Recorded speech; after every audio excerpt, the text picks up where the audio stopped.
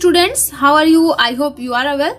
Now let's start your class 5th 11th chapter remaining part. Okay, and your 11th chapter is Earth, Sun and Moon. तो इसका हमने part first video जो है upload कर दिया है.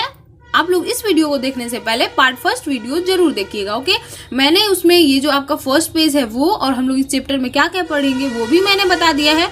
इसके अलावा ये पेज और ये वाला पेज और इसमें हमने जो आपका ये फेजेस ऑफ मून से पहले जो ये आपका पैराग्राफ है उसको भी मैंने समझा दिया, बिल्कुल अच्छे से समझा दिया है. आप लोग इस वीडियो को स्टार्ट करने से पहले वो वीडियो जरूर देख लेंगे, तभी आपको ये चैप्टर पूरा जो है अच्छे से समझ में आएगा. ओके, नेक्स्ट उसके बाद से हम लोग पढ़ेंगे. आप देख सकते हैं आपका अगला टॉपिक है इस चैप्टर का फेजेस ऑफ द मून, है ना. मून की अलग अलग जो रूप होते हैं, चंद्रमा के अलग अलग रूप होते हैं, उनके बारे में हम लोग जानेंगे. ओके, तो आप देख सकते हैं कह रहे हैं कि when the moon revolves around the earth its shape appears to change day by day, है ना. यहाँ पे कह रहा है कि हम लोग ये तो जानते हैं कि जो भी आपका मून है वो क्या करता है, अर्थ के चारों तरफ जो है एक इलिप्टिकल ऑर्बिट में ये अर्थ है और ये इलिप्टिकल ऑर्बिट में ऐसे जो है चंद्रमा आपका घूमता रहता है. ओके, तो ये हम लोग जानते हैं. और यहाँ पे क्या होता है, ये जो है अपना अर्थ से ये अलग अलग रूपों में दिखाई देता है. अर्थ से आप देखेंगे जब चंद्रमा को तो आपको ये हमेशा एक जैसा नहीं, ये अलग अलग रूपों में जो है इसके शेप्स क्या होती हैं, दिन पर दिन चेंज होते रहते हैं, day by day. Okay, the changing shapes of the moon are called phases of the moon. और ये जो आकार का बदलना होता है, शेप्स का बदलना, कभी हाफ दिखाई देता है, कभी हाफ से अधिक, कभी हाफ से कम, तो ये जो बदलाव होते हैं शेप्स में ये कहलाते हैं आपके फेजेस ऑफ द मून, यानी कि चंद्रमा के अलग अलग रूप. ओके, तो ये जो है यहाँ पे आप देख सकते हैं कैसे कैसे शेप्स बनते हैं. तो सबसे पहले जो आपका बनेगा वो होगा आपका न्यू मून, है ना. न्यू मून में क्या होता है, तो ये जो है बिल्कुल ही ये मून विजिबल नहीं होता है, यानी हमें दिखाई नहीं देता है. ओके, और न्यू मून के बाद आप देखेंगे कि आपको थोड़ा सा ये जो सतह है, ये जो सरफेस है, आपको ये बिल्कुल चंद्रमा आपके ऐसे दिखाई देगा. ओके, न्यू मून के बाद जस्ट आपके हाफ से बिल्कुल कम. Okay, only a small portion of the moon is visible, बिल्कुल जो है छोटा सा पोर्शन आपको मून का दिखाई देगा अर्थ से. ओके, और उसके बाद से क्या होता है, ये आपका हाफ मून में कन्वर्ट हो जाता है, यानी आधा दिखाई देता है. ओके, आपका जो भी चंद्रमा का एक स्फीयर, चंद्रमा कैसा एक बॉल की तरह है. और ये आप लोग यहाँ पे क्लियर कर ले कि आपको केवल बॉल का एक हिस्सा जो है दिखाई देता है. मान लीजिए आपका कोई भी बॉल है, उसका केवल ये हिस्सा यानी आपको दिखाई देगा, इसके पीछे वाला हिस्सा जो है वो आपको दिखाई नहीं देता है. ओके, उसके बाद से आपको अगले दिन यहाँ पे कुछ दिनों में कैसा दिखाई देगा आपको मून, ये जो है हाफ से थोड़ा सा अधिक, है ना. More than half of the moon, है ना, यानी कि मून में जो भी ये आपको हाफ दिखाई दे रहा है इससे थोड़ा अधिक जो है आपको नेक्स्ट जो है मून का शेप दिखाई देगा. ओके, नेक्स्ट उसके बाद से आपको दिखाई देगा फुल मून, है ना, यानी कि आपको ये जो पूरा चंद्रमा है वो दिखाई देगा. One side of the moon is totally visible, जो भी मून का एक जो साइड है वो आपको दिखाई देगा. ओके, इसके पीछे वाला हिस्सा जो है आपको अर्थ से नहीं दिखाई देगा, केवल एक साइड का मून जो है आपको दिखाई देगा. और ये कहलाता है जो पूरा एक सर्कल आपको दिखाई देता है आपके अर्थ से वो कहलाता है फुल मून. ओके, क्या कहते हैं हम लोग उसको, फुल मून. और ठीक उसके बाद से फिर ये जो है थोड़ा हाफ से अधिक आपको दिखाई देगा, बिल्कुल जैसे यहाँ पे दिखाई दे रहा है, तो उसके बाद हाफ दिखाई देगा, उसके बाद हाफ से यहाँ पे कम दिखाई देगा, केवल स्मॉल पोर्शन, और फिर उसके बाद यहाँ पे न्यू मून हो जाएगा. इस तरीके से जो भी आपका चंद्रमा का शेप है वो बदलता रहता है और अर्थ से हमें दिखाई देता है, और यही आपका कहलाता है phases of the moon. Okay, next उसके बाद से हम लोग जानेंगे यहाँ पे लैंडिंग ऑन द मून, है ना, कैसे जो है चंद्रमा पे लैंड किए इंसान और कब किए, किसने पहले किया है, तो इसमें आप लोग जानेंगे उसके बारे में. Okay, it is a long way indeed to the moon but man has made that historical trip.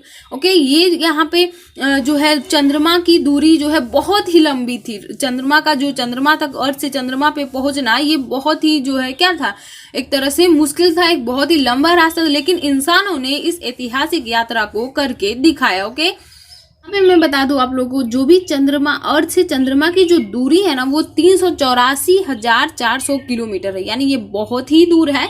लेकिन इंसानों ने इस दूरी को भी तय करके दिखाया. जो एवरेज डिस्टेंस है अर्थ से मून के बीच में वो है आपका 384,400 किलोमीटर। ओके, और यहाँ पे कह रहे हैं कि the first man to land on the moon were the crew of the American space mission Apollo 11। जो पहले व्यक्ति थे जिन्होंने चंद्रमा पे अपना कदम रखा वो अमेरिकन स्पेस मिशन जो अपोलो 11 था उसके चालक दल थे, है ना, जिन्होंने चंद्रमा पे पहला कदम रखा। ओके, और it was launched from the Kennedy space centre at Florida on July 16, 1969। Launch from the Kennedy space centre at Florida, ये कहाँ से लॉन्च किया गया था?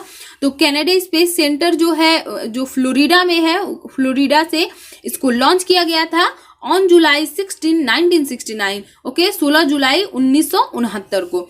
The rocket that carried it into space was Saturn 5। और इस rocket का क्या नाम था?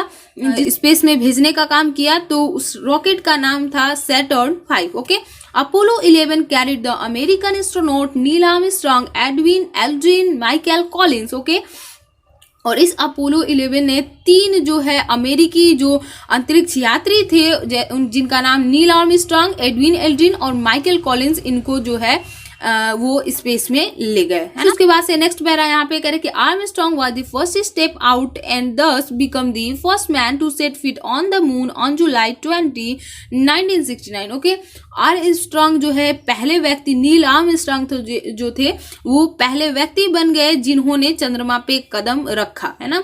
किस इंसान ने चंद्रमा पे पहली बार लैंड किया? तो वो थे नील आर्मस्ट्रांग। ओके, गए तो 3 थे लेकिन उसमें से जो जिन्होंने पहला अपना कदम रखा उस चंद्रमा पे उनका नाम है नील आर्मस्ट्रांग। ओके, और डेट क्या है? जुलाई 20, 1969 यानी 20 जुलाई 1969 को उन्होंने चंद्रमा पे पहला कदम रखा। He and Aldrin stayed for 2.5 hours on the moon and collected rock sample to bring back to the अर्थ।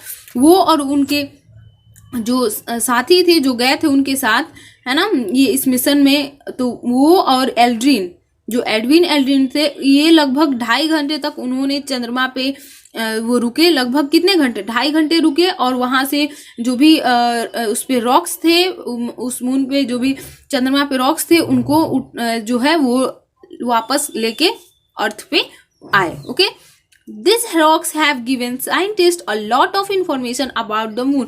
और ये जो रॉक इन्होंने वहां से उठाकर लाया था तो इससे जो वैज्ञानिक थे जो उनको बहुत ज्यादा हेल्प मिला, है ना। उस चंद्रमा के बारे में जो भी बातें हम नहीं जानते थे उनके बारे में भी हम लोग जान पाए उस रॉक की मदद से। उस रॉक के बारे में, उस रॉक की स्टडी की गई और देखा गया कि यहाँ पे इसमें क्या क्या चीजें हैं और इससे पता लगाया गया कि मून पे इस टाइप का रॉक और ये चीजें यहाँ पे पाई जाती हैं। ओके, नेक्स्ट उसके बाद से यहाँ पे कह रहे हैं कि as the moon has no air आर्बिन the astronaut footprints will remain there forever. और यहाँ पे कह रहा है कि चूंकि चंद्रमा पे ना ही हवा है, ओके, ना ही एयर और विंड, यानी एयर विंड का मतलब क्या होता है? Moving air. तो वहां पे यानी हवा ही नहीं है और हवा बहती भी नहीं है। ओके, और तो इसलिए जो भी एस्ट्रोनॉट जाते हैं तो इन्होंने जो पहला कदम रखा था तो वो जो है बिल्कुल अभी तक उसी तरीके से है और ये जो है हमेशा वैसे ही रहेगा। ओके, तो इस तरीके से अब एक बार जिसने भी कदम रख दिया और उसके पैरों का छाप अगर उस पर पड़ गया तो वो जो है अब हटता नहीं है। ओके, किस वजह से? क्योंकि वहां पे कोई भी एयर और विंड नहीं है। ओके, नेक्स्ट उसके बाद से आपका अगला टॉपिक आप देख सकते हैं नेक्स्ट पेज पे जो है know your scientist. Okay, know your scientist, अपने वैज्ञानिक को जाने। तो यहाँ पे किस वैज्ञानिक के बारे में दिया गया है? तो विक्रम साराभाई। ओके, विक्रम साराभाई, और ये जो है 1919 में इनका जन्म हुआ, 1971 में इनकी मृत्यु। Okay, played a major role in expending work that the ISRO was doing in India. ये जो है जो भी इसरो वर्क करता है इंडिया में, तो इन्होंने उनके लिए बहुत ही जो है एक तरह से बहुत ही अहम भूमिका निभाई उनके कामों को करने में। Okay, he was instrumental in planning the launch of India for satellite Aryabhata into space in 1975। पहला सैटेलाइट आर्यभट्ट भेजा गया स्पेस में 1975 को। तो ये इसमें जो भी आपके विक्रम साराभाई थे उनका बहुत बड़ा सहयोग था। Okay, he also spread science education to villages and small cities, है ना। इसके अलावा जो ये साइंस एजुकेशन है इसको पूरे गांव तक और पूरे छोटे शहरों तक ये फैलाने में इन्होंने मदद किया। Okay, in 1965 he started the community science centre in Ahmedabad so that science could be made popular with children. Okay, और 1965 में इन्होंने एक जो है कम्युनिटी साइंस सेंटर स्टार्ट किया अहमदाबाद में, जिससे जो भी साइंस है उस विज्ञान की लोगों को विज्ञान की इम्पोर्टेंस समझ में आए और जो है विज्ञान एक तरह से बच्चों में पॉपुलर हो जाए, इन्होंने वर्क किया। और इसी वजह से इन्होंने कम्युनिटी जो भी साइंस सेंटर था अहमदाबाद में 1965 में ओपन किया। Okay, after Apollo 11 many more mission have gone to the moon and elsewhere in space. Okay, और यहाँ पे कह रहे हैं कि अपोलो 11 के बाद ओके जो अमेरिकन मिशन था इसके बाद जो है बहुत से मिशंस और भेजे गए चंद्रमा पे भी, और चंद्रमा के अलावा जो भी स्पेस में अलग और जगहें हैं वहां तक भेजा गया। Okay, some have been manned that is had crew in them, और यहाँ पे कह रहे हैं कि कुछ जो है मैन्ड यानी कि उसमें जो है इंसानों को भेजा जाता था। ओके, यानी उसमें चालक दल रहते थे, उसे चलाते थे। But many more unmanned spacecraft have been sent to orbit the moon, land on it and bring back information through photographs। और लेकिन कुछ जो ऐसे भी स्पेसक्राफ्ट भेजे गए जो अनमैन्ड थे, यानी उसमें व्यक्ति इंसान नहीं रहते थे, वो केवल उसको भेज दिया जाता था कि जो भी अर्थ मून का जो ऑर्बिट है, जो जिस ऑर्बिट में वो अर्थ के इर्द गिर्द घूमता रहता है, वहां पे उस ऑर्बिट में वो घूमे, उस पे लैंड करे और जो भी फोटोग्राफ्स हैं उसकी हेल्प से जो है हम लोग मून के बारे में जाने। ओके, और फैक्ट यहाँ पे देख लीजिए, only one side of the moon is visible from the earth at all times. और मैंने अभी बताया कि जो भी मून है वो केवल उसका एक साइड हमें जो है अर्थ से दिखाई देता है। ओके, नेक्स्ट उसके बाद से आप यहाँ पे देख सकते हैं आर्टिफिशियल सैटेलाइट्स। जो आपका मून है वो क्या है, नेचुरल सैटेलाइट है जो कि अर्थ के चारों तरफ घूमता रहता है,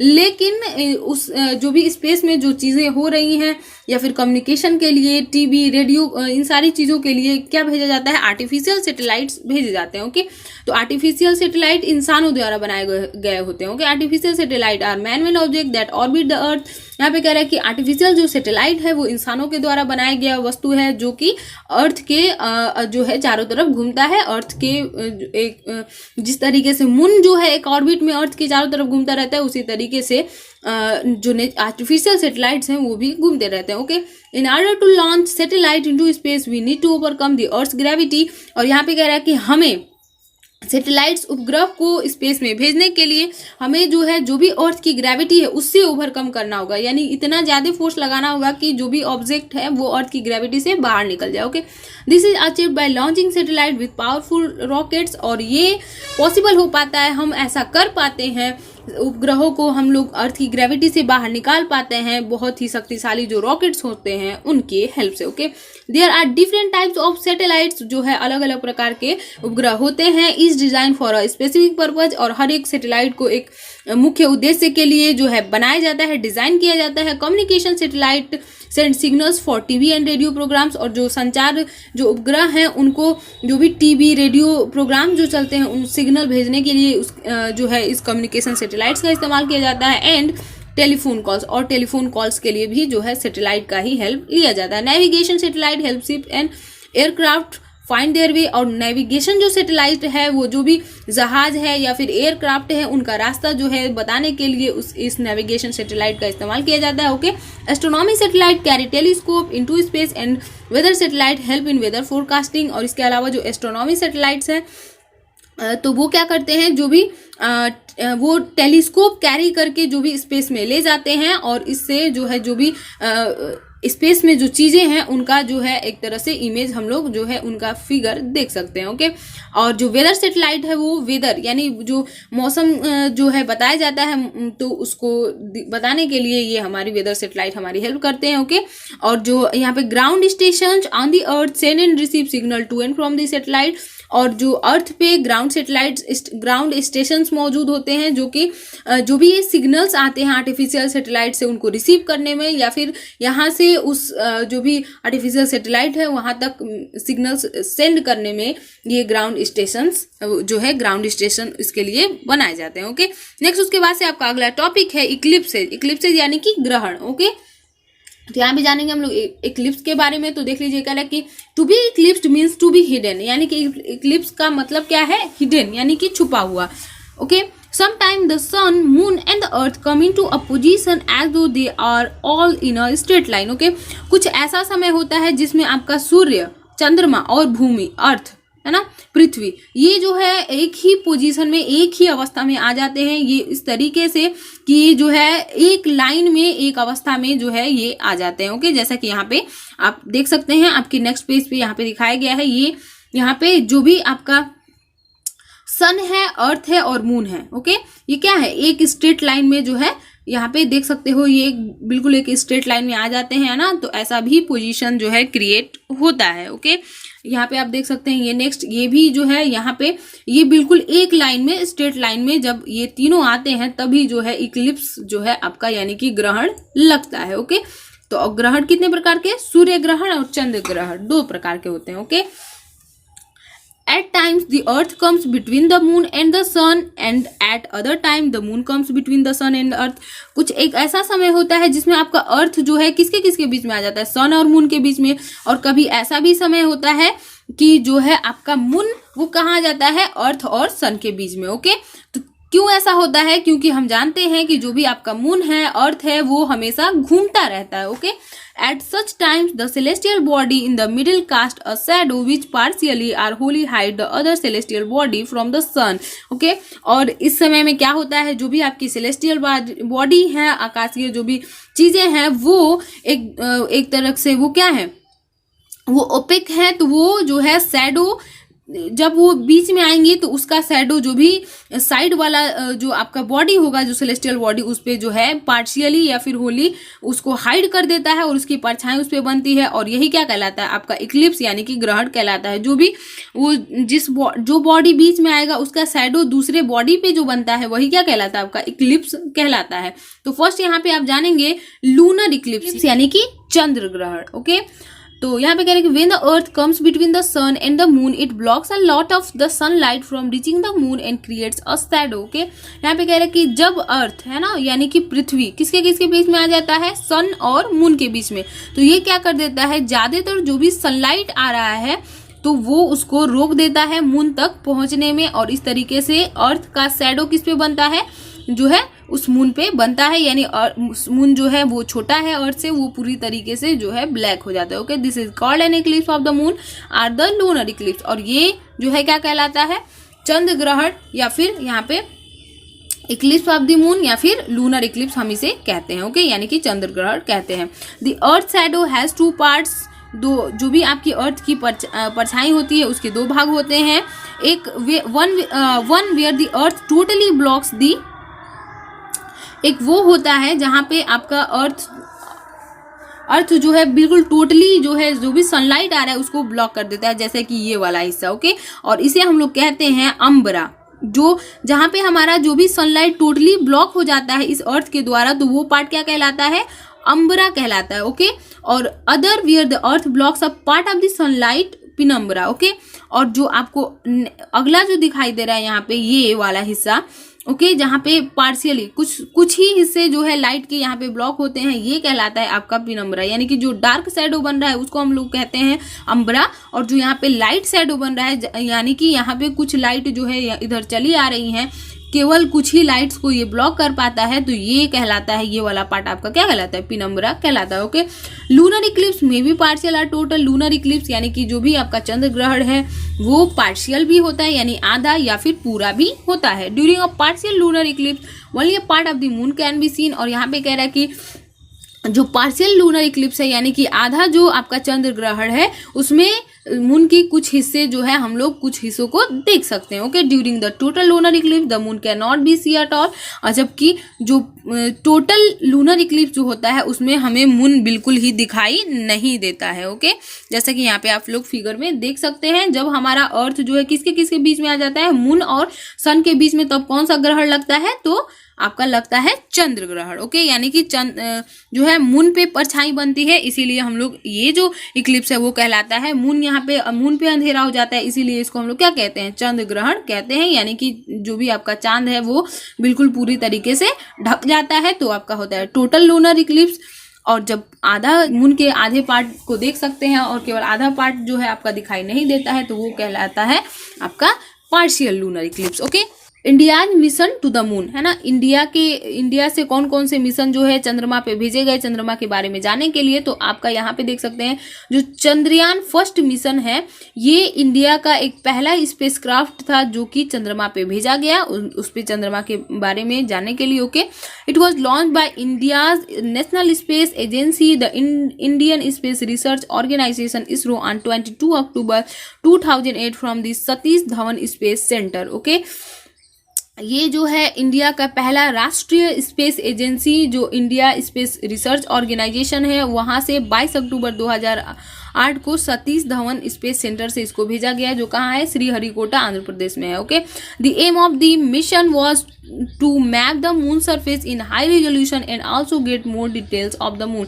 इसका जो भी ये मिशन भेजा गया उसका मेन लक्ष्य क्या था, तो जो भी जो चंद्रमा का सतह है उसके मैप को हाई रेजोल्यूशन के साथ देख सके हम लोग, उसका मैपिंग हम लोग को मिल सके, इसके लिए इसको भेजा गया था। इसके अलावा और भी जो भी डिटेल्स हैं चंद्रमा के उनके बारे में जानने के लिए इस मिशन को भेजा गया था। Okay, India second lunar expedition Chandrayaan 2 was launched in July 2019 by ISRO from the same location to और यहाँ पे इंडिया का जो सेकेंड लूनर एक्सपेडिशन था यानी कि सेकेंड जो चांद के बारे में जानने के लिए जो मिशन था वो भेजा गया चंद्रयान 2 कब, तो जुलाई में 2019 में जुलाई को भेजा गया और ये भी इसरो के द्वारा same location to explore the south polar region, जो दक्षिणी जो पोलर रीजन है चंद्रमा का उसको देखने के लिए इसको भेजा गया जो कि which have been unexplored till now, जो कि अभी भी हम उसके बारे में नहीं जानते, यानी अभी भी उसके बारे में पता नहीं लगाया गया है। और ये जो चंद्रयान 2 था वो लगभग क्या था, अनसक्सेसफुल रहा क्योंकि हम लोग अभी तक जो भी आपका ये साउथ पोलर रीजन है मून का उसके बारे में हम लोग नहीं जान पाए हैं। ओके, नेक्स्ट उसके बाद से आपका अगला जो ग्रहण है वो है सोलर एक्लिप्स यानी कि सूर्य ग्रहण। ओके, यहाँ पे कह रहे हैं कि when the moon comes between the earth and the sun, इसमें क्या होता है मून जो भी आपका चंद्रमा है यानी कि मून है वो किसके किसके बीच में आ जाता है, सन और अर्थ के बीच में, और ये जो यहाँ पे इसकी परछाई बनती है वो क्या कहलाती है, एक तरह परछाई बन रही है, यानी इसको हम लोग क्या कहते हैं, सूर्य ग्रहण कहते हैं। यानी कि हमें जो है यहाँ से इस पार्ट से हमको क्या होगा, बिल्कुल जो है सन दिखाई नहीं देगा, इसीलिए हम लोग इसको क्या कहते हैं, सूर्य ग्रहण कहते हैं। और बिल्कुल इसमें भी दो जो है पार्ट्स होते हैं, ये जो आपको डार्क शैडो वाला पार्ट है यानी कि जहाँ पे हम लाइट टोटली ब्लॉक्ड हो जा रही है इस मून के, तो ये कहलाती है अम्बरा, और ये जो पार्शियली ब्लॉक्ड होती है यानी कि कुछ लाइट्स हमारी जो पास हो जाती हैं ये कहलाती है पिनम्बरा। ओके, और बिल्कुल इसमें टोटल सोलर इक्लिप्स और आपका पार्शियल सोलर इक्लिप्स, तो यहाँ पे देख सकते हैं पार्शियल सोलर इक्लिप्स में हमें जो है सन के कुछ पार्ट्स जो है दिखाई देंगे और टोटल लूनर इक्लिप्स में बिल्कुल ही नहीं दिखाई देंगे। ओके, और यहाँ पे अम्बरा पिनम्बरा आप लोग समझ ही गए हैं। ओके, नेक्स्ट उसके बाद यहाँ पे solar eclipse are of very short duration of few minutes are so, और जो भी आपका सोलर इक्लिप्स का जो टाइम है वो बहुत ही कम होता है यानी कि कुछ मिनट या फिर उससे भी कम। ओके, सोलर इक्लिप्स का जो टाइमिंग होता है। नेक्स्ट उसके बाद से यहाँ पे आपके सारे टॉपिक्स इस चैप्टर के खत्म हो गए हैं, बस ये बचा है लेट्स रिमेंबर। और देख लीजिए यहाँ पे क्या क्वेश्चंस पूछे गए हैं, आपको रीजन जो है बताने हैं, कारण वाई। ओके, सन, तो यहाँ पे पहला जो आपका क्वेश्चन है कह रहे हैं कि sun is a dwarf star but looks very big as compare to the other star. Sun जो है डॉर्फ स्टार है लेकिन ये बहुत ही बड़ा दिखाई देता है और सभी स्टार से। ऐसा क्यों है, इसलिए क्योंकि sun is very farthest from us in the comparison of star. Okay, यही आपका रीजन हो जाएगा इस क्वेश्चन का। Second, the moon has no light of its own yet it shines why. यहाँ पे कह रहा है कि मून के पास अपना जो है प्रकाश नहीं है लेकिन फिर भी ये जो है चमकता है, ऐसा क्यों है, because moon reflects the lights of sun, है ना। मून क्या करता है, जो भी सूर्य से लाइट आता है उसको रिफ्लेक्ट करता है, इसीलिए हमें वो चमकता हुआ दिखाई देता है जबकि मून के पास अपना लाइट नहीं होता। Third, the footprints of astronauts will remain on the moon forever. Why, because there is no wind और air present on the moon. Okay, ये इसलिए क्योंकि मून पे जो है ना ही हवा है, ना ही बहती हुई हवा है, ना ही बारिश होता है, कोई भी ऐसी चीजें नहीं है, तो इसलिए वो जो भी वहां पे पैरों के निशान पड़ते हैं वो बिल्कुल सेम टू सेम रहते हैं, क्योंकि हवा रहेगा तभी तो उसको धूल को उड़ाएगा इधर उधर, तो जो भी आपकी फुटप्रिंट पड़े हैं वो गायब हो जाएंगे, लेकिन ऐसा उसमें वहां पे हवा है ही नहीं, इसलिए जो भी फुटप्रिंट्स एक बार पड़ जाता है मून पे तो वो जो है फॉरएवर के लिए रह जाता है, वो मिटता नहीं है। ओके, तो आई होप आप लोगों को ये चैप्टर बिल्कुल अच्छे से समझ में आ गया होगा। और अगर आप लोगों को कहीं भी किसी भी टॉपिक में कोई भी दिक्कत है तो आप मुझसे पूछ सकते हैं। और अगर मेरे पढ़ाने का तरीका अच्छा लगा हो तो इस वीडियो को लाइक कर दीजिएगा और अपने सभी क्लासमेट तक ये वीडियो शेयर कर दीजिएगा। और अपने इस बुक के सभी वीडियोस को पाने के लिए मेरे चैनल को सब्सक्राइब कर दीजिएगा और साथ ही में लगे बेल आइकन को भी क्लिक कर दीजिएगा। Okay, bye, see you soon in the next video.